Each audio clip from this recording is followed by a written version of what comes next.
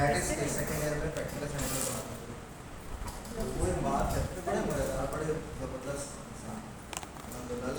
नाम क्या है सर? उनका नाम था सर नहीं प्रैक्टिकल स्कूलिंग में? Practical centre.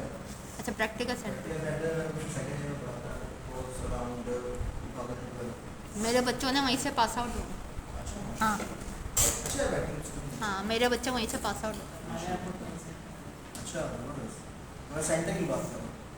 वो एक बात कहते थे कि तुम्हें सब कुछ आता और बड़ी कमाल बात है कहते हो मजाक करते लेकिन बहुत सीरियस बात तुम्हें सब कुछ आता तुम्हें दुनिया का हर काम आता है तुम दुनिया का हर काम तुम्हें सिर्फ ये नहीं पता कि तुम्हें क्या क्या आता है और वही सीखने के लिए तुम यहाँ बैठे वही पता करने के लिए बैठे वरना दुनिया का जो काम भाई हर काम इंसान ही करता है ना। कहाँ है यार लड़के ठीक है हमारे से हमारी डिस्कशन चल रही थी एटीएस सॉफ्टवेयर है क्या हो गया लड़के किधर लगे बोल दो यार लास्ट बार बन गया। इसके अलावा कुछ बोल नहीं सकते ठीक है। एटीएस स्क्रीनिंग सिस्टम है जो कि आपके जो सीवी है उसको स्क्रीन कर रहा होता है और उसमें से निकाल के एक एचआर को बता रहा होता है कि भाई ये बंदा काम का है सिर्फ इसको कॉल कर सकते हो। एचआर का काम उसके बाद आता है ठीक है। अब जो एटीएस ने निकाल के दिए होते हैं कैंडिडेट्स एचआर उसको भी शॉर्ट लिस्ट करता है ठीक है ना यार ये और अच्छे हैं ठीक है ना। अच्छा एटीएस भी ये काम कर सकता है लेकिन बहरहाल एक मैनुअल काम भी जरूरी है। एटीएस किस चीज़ पे आपको स्क्रीन कर रहा हो एटीएस बेसिकली आपको 4 पॉइंट पे स्क्रीन कर रहा है। मैंने कहा था ना बुनियादी तो 2 ही चीज़ें जो हमने डिस्कस कर ली 4 पॉइंट्स में कि आपका जो सीवी है क्या वो रेलेवेंट टू द जॉब है या नहीं। पहली चीज वो उसके कुछ पॉइंटर्स हैं। दूसरा पॉइंट एकेडमिक क्वालिफिकेशंस क्या आपके पास वो एकेडमिक क्वालिफिकेशंस हैं जो रिक्वायर्ड है यानी लिखा हुआ होता है कि हमें तो पीएचडी चाहिए। अब वो पीएचडी उन्होंने ऐसे नहीं लिखा होगा उन्होंने एटीएस में भी डाला कि मुझे पीएचडी ही चाहिए मुझे एमफिल ही चाहिए ठीक है मुझे इस रिएक्ट का कोर्स वाला ही बनना चाहिए। Third thing skill demanded. Skill demanded का मतलब है कि भाई आपको एक्सेल आना चाहिए। अब एक्सेल को वो कहाँ सर्च वो आपसे एक्सेल पे काम कर पाएगा पहले ही टेस्ट लेने का नहीं वो आपके रेज्यूमे के अंदर ये सर्च करेगा इसने एक्सेल पे कहाँ काम किया। तो अब ये कहाँ इंपॉर्टेंट होता है उसको हम आगे इंशाल्लाह जब हम एक्सपीरियंस डिस्कस करेंगे तब डिस्कस करेंगे इसको। तो वहाँ पे वो इस चीज़ को सर्च करेगा वर्ड आना चाहिए पावर पॉइंट आना चाहिए रिएक्ट नेटिव आनी चाहिए जेएस आना चाहिए ठीक है ना। तो इन सब चीज़ों को वो उन पॉइंट पे वो स्किल को देगा रेलेवेंट वर्क एक्सपीरियंस है या नहीं जो अभी हम इतनी देर से बात करें कि वो सीवी हमने क्यों रिजेक्ट कर दी उसमें रेलेवेंट वर्क एक्सपीरियंस नहीं था बेकार सीवी थी। और की इज की आखिरी बार मैंने नीचे करके लिखा है कीवर्ड्स उठाने हैं उसको और इसके लिए भी बहुत सारे सॉफ्टवेयर आते हैं जो वीक में आप एक दफ़ा यूज़ कर सकते हैं कुछ आते हैं मंथ में एक दफ़ा यूज़ कर सकते हैं क्योंकि फ्री नहीं होते बहुत सारे फ्री भी आते हैं इसमें बट कीवर्ड्स यूज़ करना बहुत ज़रूरी होता है और ये कीवर्ड्स होते हैं जहाँ पर आपकी रेज्यूमे टेलर होगी। बात समझ आ रही है यानी अगर आप मैंने लास्ट टाइम में डिस्कस किया था कि डिजिटल मार्केटिंग में अप्लाई करने जाए अब डिजिटल मार्केटिंग में अप्लाई कर रहे हो तो भाई डिजिटल मार्केटिंग का एक्सपीरियंस हर रेज्यूमे में चेंज थोड़ी हो जाएगा वही एक्सपीरियंस रहेगा ना सही है ना। क्या चेंज होगा क्या टेलर होगा कीवर्ड चेंज। अब वो कीवर्ड्स को तुम कहीं से भी घुसेड़ो उसके अंदर जो करना है वो करो नहीं आता बना दो कुछ भी करो लेकिन कीवर्ड्स हमारे पास होने चाहिए। सबसे ज़्यादा जो रेज्यूमे एटीएस रिजेक्ट करता है वो on the basis of keywords ठीक है ना वो एक्सपीरियंस में नहीं होती क्योंकि मिस्टेक्स नहीं बनती ठीक है। ऐसा रहता है अगर आपका रेज्यूमे में कीवर्ड ना हो सर कीवर्ड से मर्दात अगर डिजिटल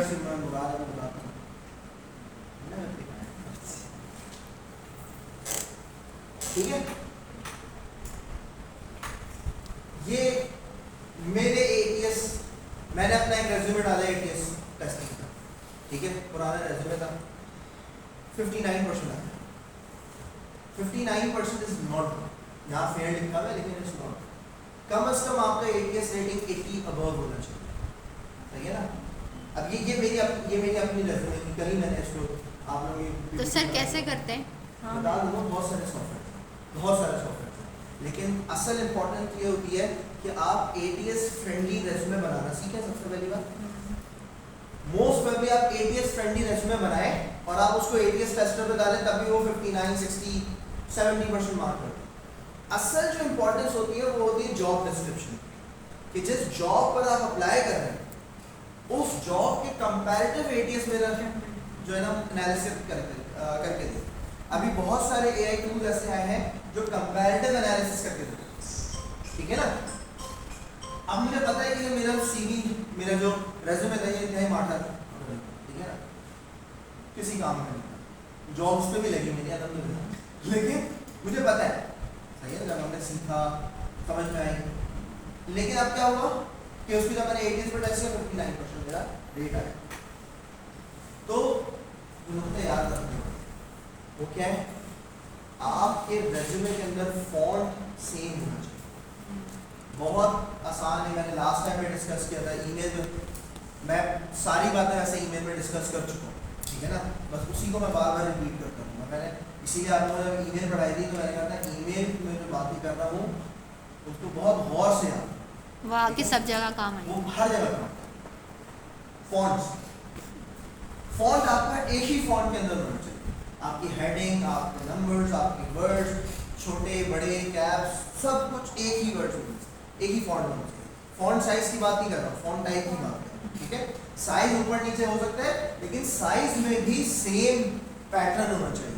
मतलब है कि अगर आप sans serif यूज करें तो सब में sans serif भी आ sans serif है, और अगर हेडिंग 24 पे मैंने डाली है एक जगह पे, दूसरी हेडिंग 24 तो दूसरी सब हेडिंग में 24 पर ही होनी चाहिए, तीसरी भी 24 पर ही होनी चाहिए। और इसका बेहतरीन तरीका होता है भाई उसी को कॉपी करो, पेस्ट करो, नीचे ऐड करो, ठीक है। क्रोनोलॉजी दूसरा पॉइंट, रेज्यूमे बनाते वक्त सबसे बड़ी मिस्टेक हम ये करते हैं कि हम अपने बचपन से स्टार्ट, ठीक है ना, हमें बचपन से स्टार्ट करना, हमें जवानी से स्टार्ट करके बचपन करना, ग्रेजुएशन से ही एंड ठीक है ना, बात समझ रही है। यानी एक्सपीरियंस भी और एकेडमिक एक्सपीरियंस, वर्क एक्सपीरियंस भी और एकेडमिक एक्सपीरियंस। यानी मैं अपने रेज्यूमे के ऊपर सबसे पहली जॉब जो मेंशन करूंगा वो आज वाली है, जो मैं आज कर रहा हूँ आईसी के साथ, ठीक है। मैंने रेडियो पाकिस्तान में काम किया था 2012 में, मैं ये नहीं लिखूंगा और ये मैं लिखूंगा भी जब मुझे जरूरत हो, और वो भी मैं सबसे एंड में जाके 2012 का नंबर आएगा तब लिखूंगा, ठीक है। Third thing is headings. Headings बहुत इंपॉर्टेंट है। एटीएस फ्रेंडली जो रेज्यूमे होता है उसमें हेडिंग्स लाजमी होती है। उसमें अबाउट की हेडिंग अलग होगी, एक्सपीरियंस की हेडिंग अलग होगी, एकेडमिक एक्सपीरियंस की हेडिंग अलग होगी, स्किल की हेडिंग अलग होगी, क्योंकि एटीएस आपकी हेडिंग से आपके कॉलम्स को जो है वो जज कर रहा होगा, ठीक है ना। हेडिंग्स के बगैर कोई भी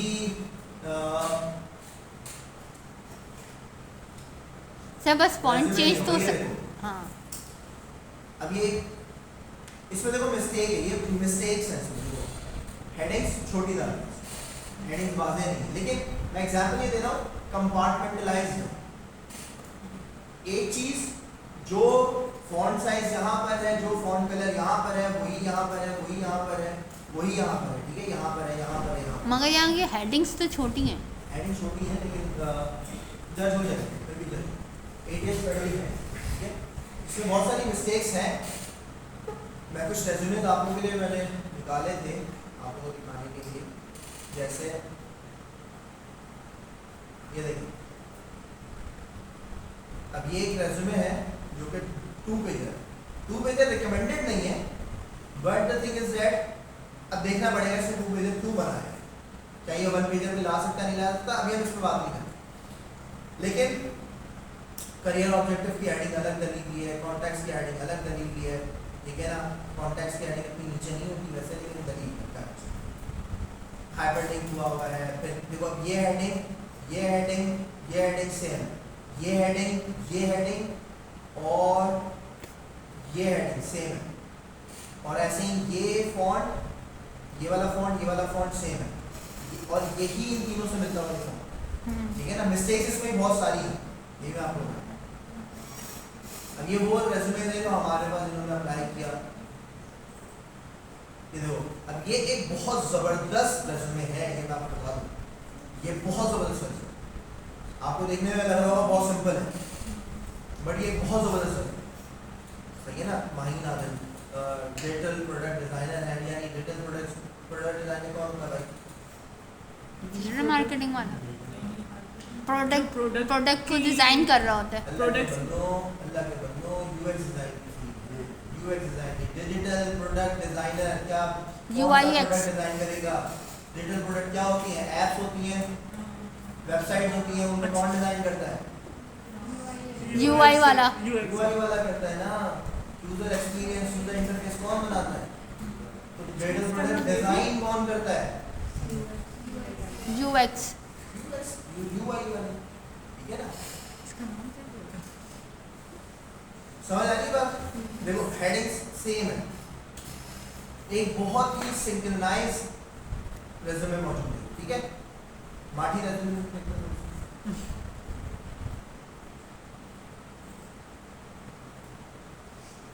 अब ये देखो, ये माठी है।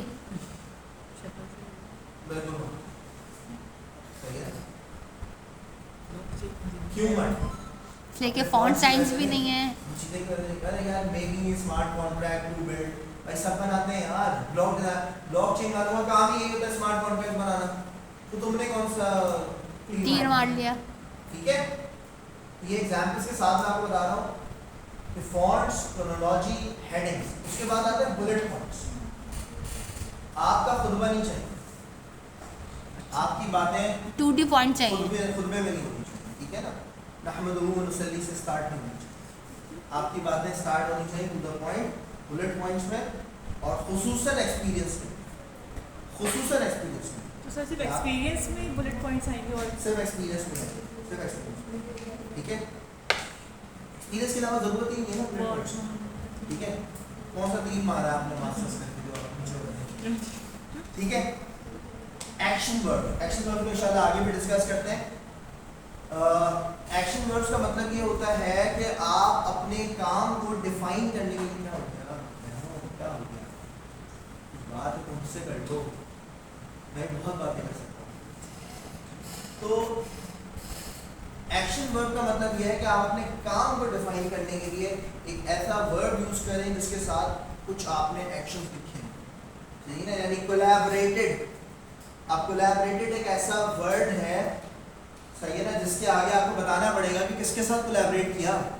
सर्किल फाउंडेशन के साथ किया, BMJ के साथ किया, सुफा के साथ किया, बनो काबिल के साथ किया, बैरिया टाउन के साथ किया।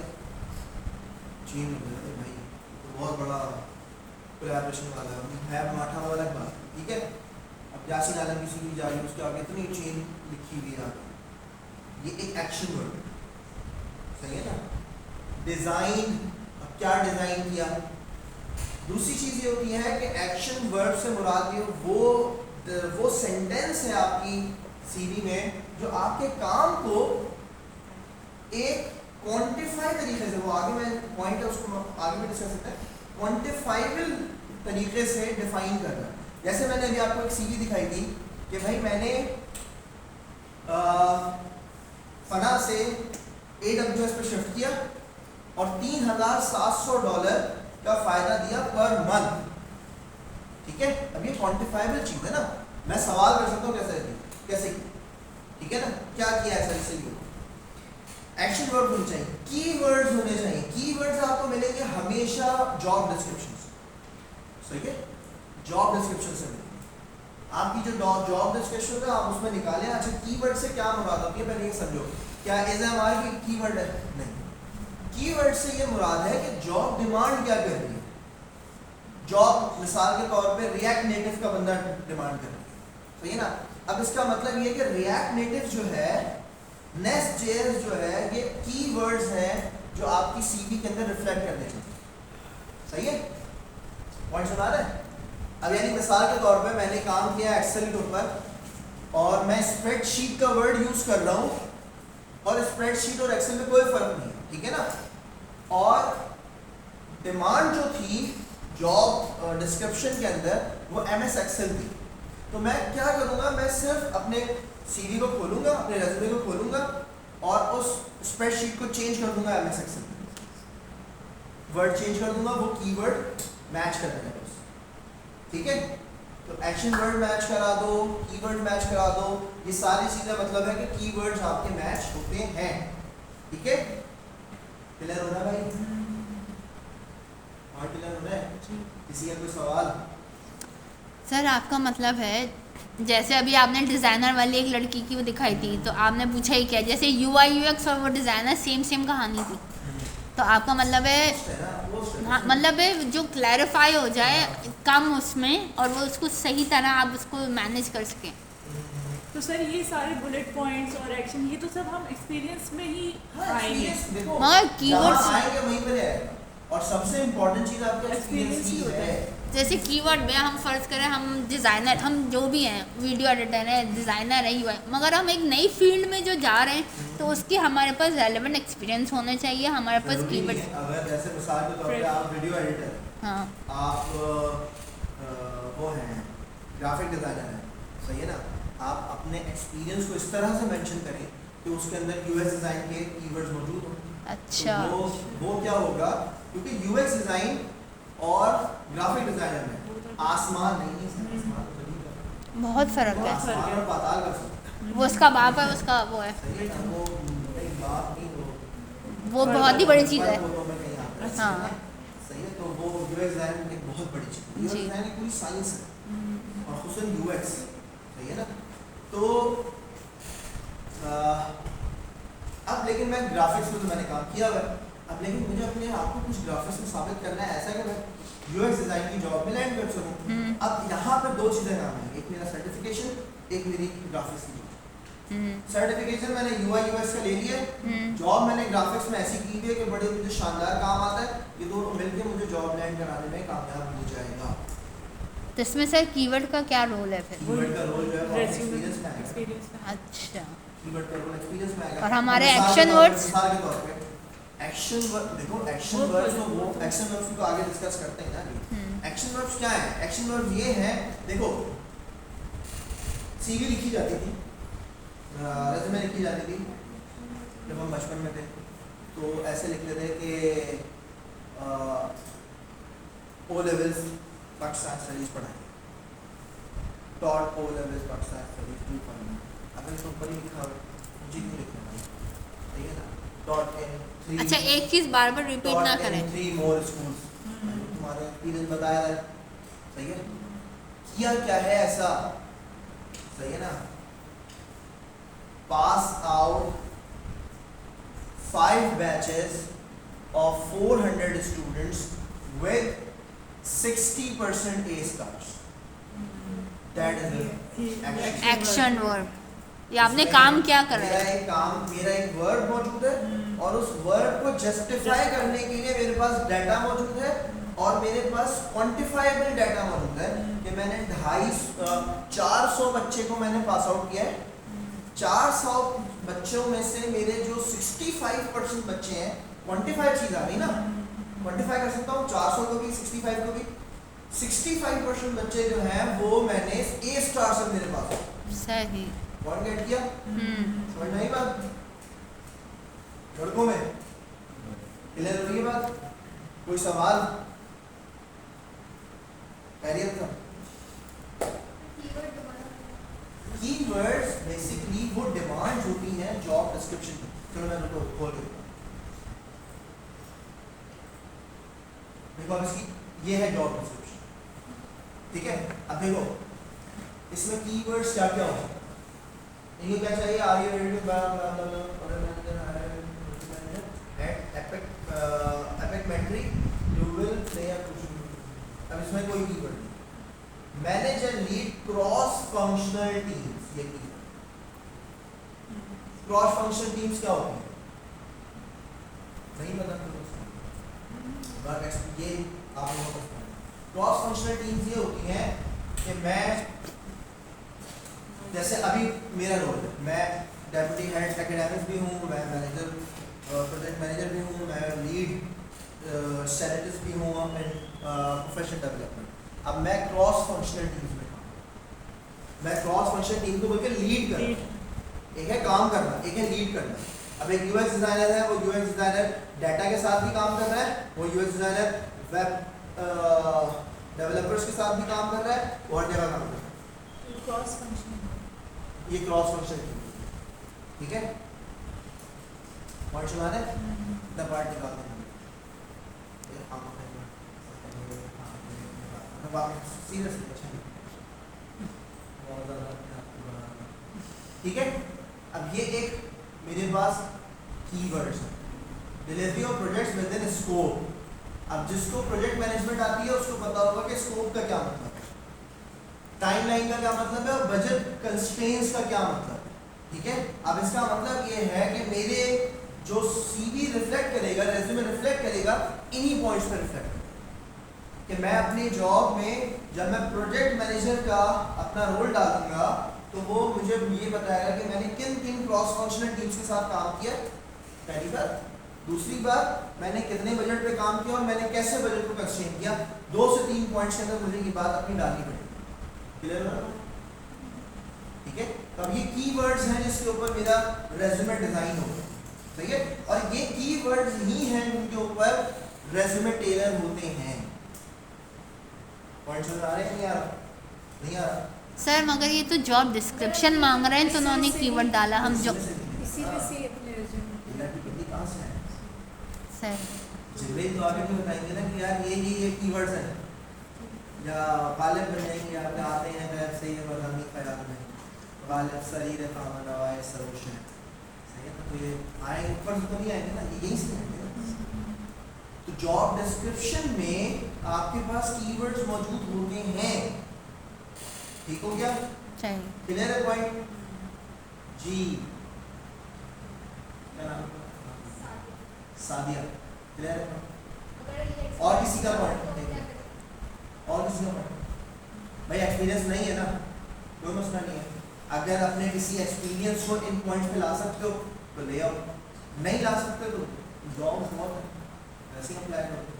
नहीं तो नीचे इनकी जब भी डिस्क्रिप्शन होती है नीचे फ्रेश भी लिखा हुआ होता है, तो सर फ्रेशर्स इन्होंने अपनी रिस्पांसिबिलिटीज बताई, यहाँ पे रिस्पांसिबिलिटीज और रिक्वायरमेंट अलग है। ये रिस्पांसिबिलिटीज रिफ्लेक्ट बैक करनी चाहिए, ठीक है।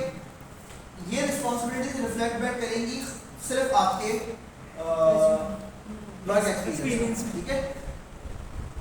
लेकिन यहाँ पे जो रिक्वायरमेंट्स हैं वो आपके एकेडमिक में भी कर सकती हैं और वो आपके सर्टिफिकेशन में भी कर सकती हैं, वो आपके वर्क एक्सपीरियंस में भी। मोस्टली इसमें से वर्क एक्सपीरियंस को लाएंगे, ठीक है, क्लियर हो रहा है। लेकिन ज्यादातर हो सकता है एकेडमिक में भी चले, पॉइंट गेट कर रहे हैं नहीं, लेकिन इसमें कैसे जाएंगे एकेडमिक मिसाल के तौर पे एकेडमिक्स में ही देखो, तो हम तो ये आप मास्टर्स अगर लिखा हुआ है और नीचे वो अच्छा PMP certification is a plus, सही है। अब इसका मतलब ये है कि पीएमपी सर्टिफिकेशन रिक्वायर्ड नहीं है, बट ये एक प्लस पॉइंट है। अब पीएमपी सर्टिफिकेशन क्या है, सर्टिफिकेशन, सही है ना। ये एक बेसिकली प्रोजेक्ट मैनेजर की सर्टिफाइड कोर्स होता है जो कि हर प्रोजेक्ट मैनेजर को करना चाहिए, ठीक है। तो एक अच्छा कोर्स होता है, ठीक है। तो पीएमपी सर्टिफाइड जो होता है वो बड़ा जबरदस्त समझा जाता है, एजाइल में, स्क्रम मास्टर में बड़ा आगे समझा जाता है, ठीक है।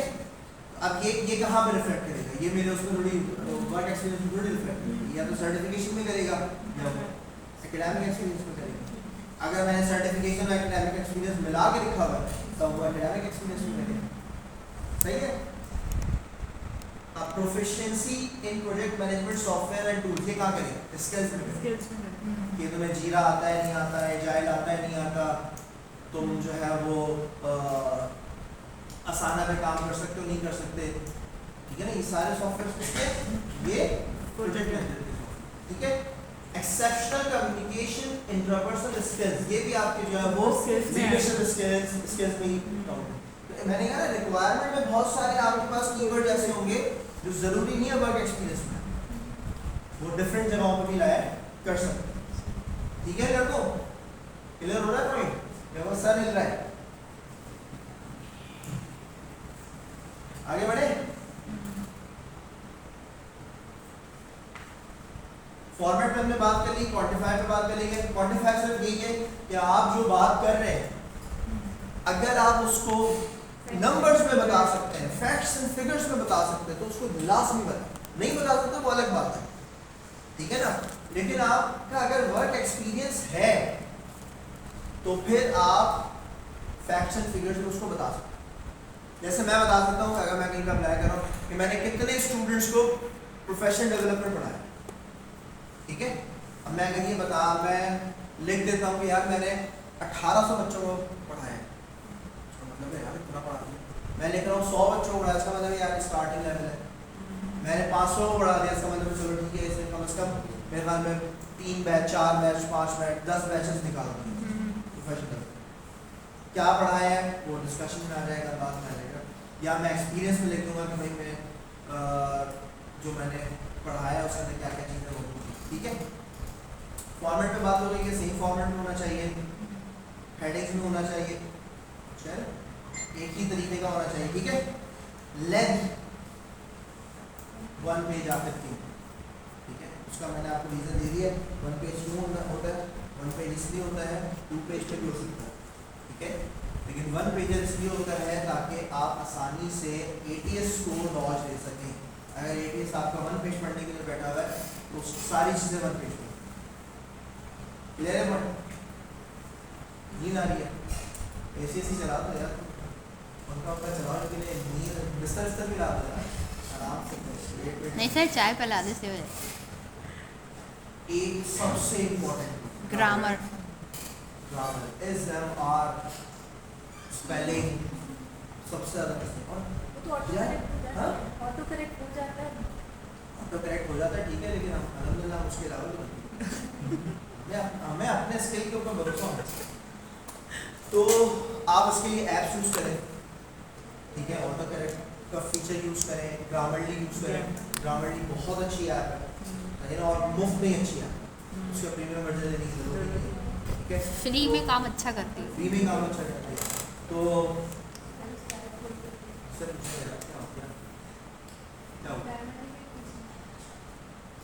यार ऐप्स यूज़ करना शुरू करें, ऐप्स यूज़ करें, ठीक है। ये कुछ मैंने पावरफुल वर्ड्स डाले हैं इसमें, इसके अलावा भी होते हैं लेकिन मैं आपको एग्जांपल दे रहा हूँ। Directed, spread-headed, supervise, conveyed, negotiated. अब ये सारे अपने अपने काम में आपको जो है वो इस्तेमाल होंगे, ठीक है ना। लेकिन अब एंटिसिपेटेड, ऑर्गेनाइज, अब एक आप जो है वो इवेंट मैनेजर के लिए आप अप्लाई करें तो आप बताएंगे आई ऑर्गेनाइज, वैसे आई वगैरह नहीं लिखते, डायरेक्ट ऑर्गेनाइज से स्टार्ट करते हैं। ऑर्गेनाइज्ड इतने फंक्शन, इतने लोगों के यहाँ यहाँ, एक एक्शन वर्ब आ गया विद फैक्ट्स। चैट जीपीटी जितनी बातें यूज की हैं चैट जीपीटी, रेज्यूमे के लिए नहीं करना, पॉइंटर्स रेज्यूमे खुद बनाना, बुलेट्स के लिए। और बुलेट्स के लिए अभी हम देखते हैं कैसे। चलो एक काम है जो कि मैं फॉर्म करें पास